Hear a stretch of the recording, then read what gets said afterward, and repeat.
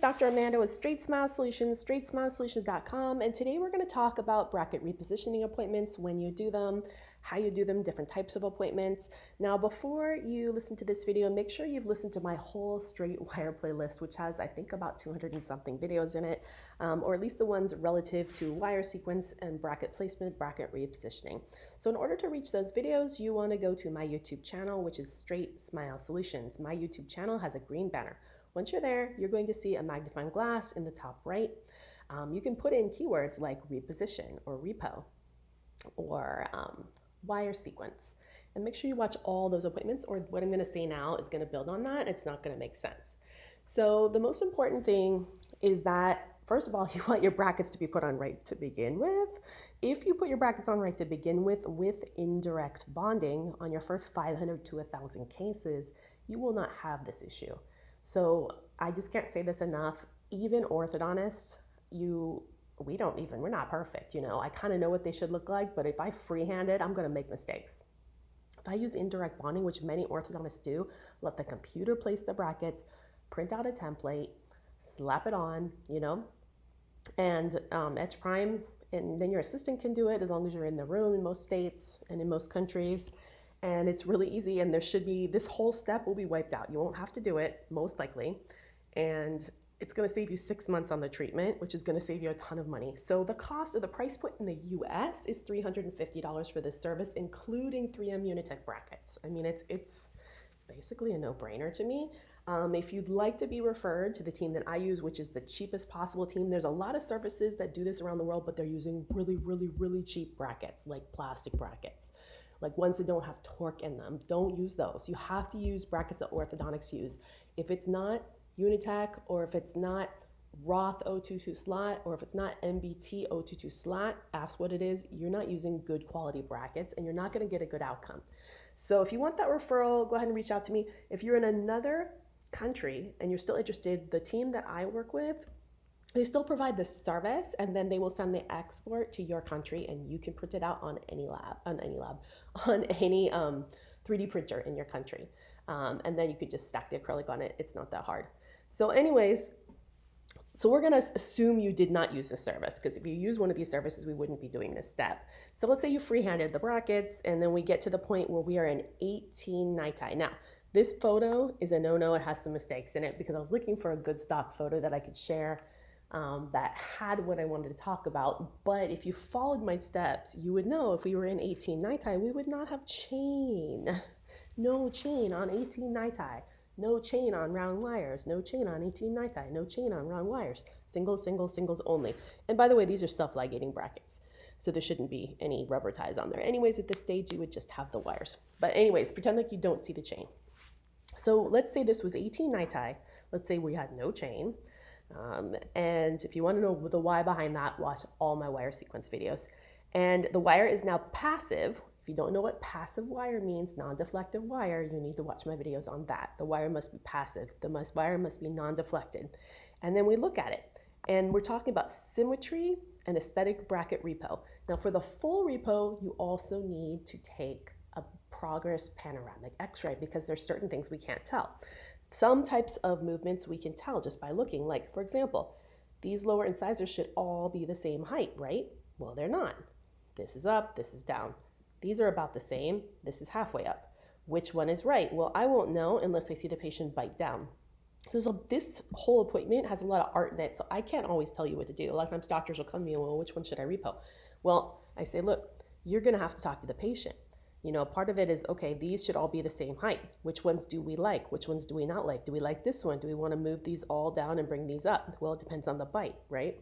So if I had to guess, probably these are right. This needs to get bracketed more incisal. This needs to be bracketed a little bit incisal. This needs to be bracketed a lot incisal to bring these down.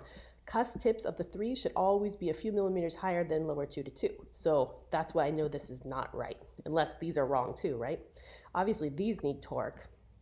But that goes into having the right brackets and being in the right wires. You're not going to get torque in round wires. So what am I looking at? We're going to go through the mouth. And orthodontists, we do this all the time. We eyeball. We look at the upper ones. Are they symmetrical? And this is pretty decent. I mean, it's so minor off that you could just sing that later. These need to be the same height.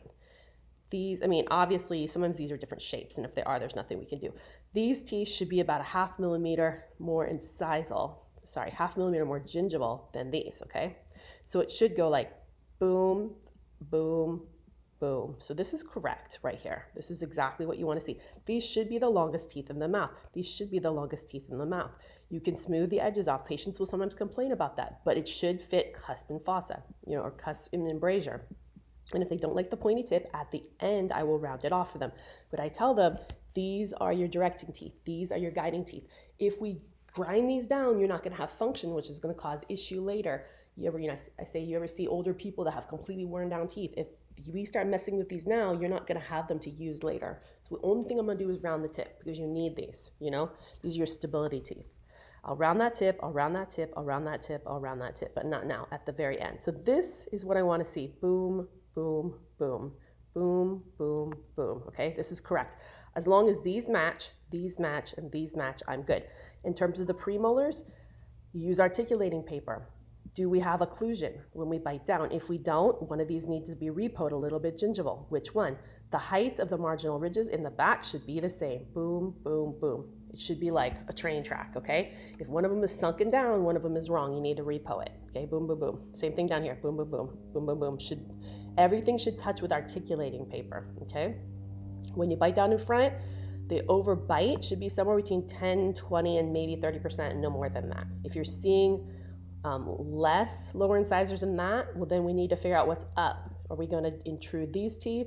Are we going to intrude these teeth? Or are we going to do relative extrusion of the molars by adding some anterior bite turbos or an anterior bite plate?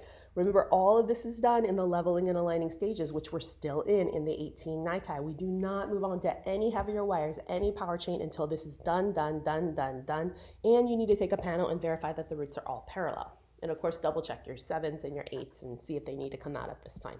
Or if the 7s need to get bracketed, now's the time we think about it.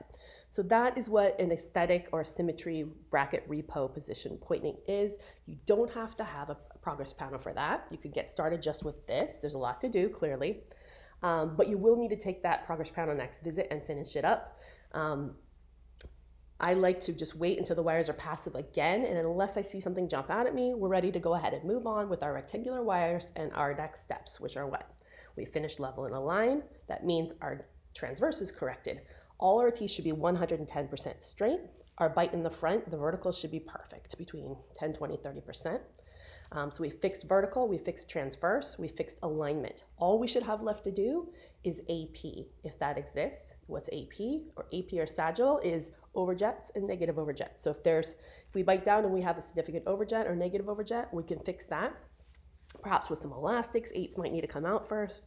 If there's spaces, we're going to close them in the right direction. That's and torque, which is going to be built into those wires. That is it. Then we should be done. If you keep things on a sequential, step-by-step, and don't skip steps, your braces will be extremely efficient, but you can't let the patients bully you into skipping steps because they will. They'll be like, hey, I want this space closed. Well, we're not there yet. We can't close that space until we're in this wire. We have a lot of things we need to do before this wire. I know you don't like the space, but if we try to close the space now, it'll actually make the treatment more complicated and take longer because we're doing things in the wrong order. So I need you to stick with me as I tell you we got to follow the steps. Okay, boom. That's all it is. All right, thanks so much.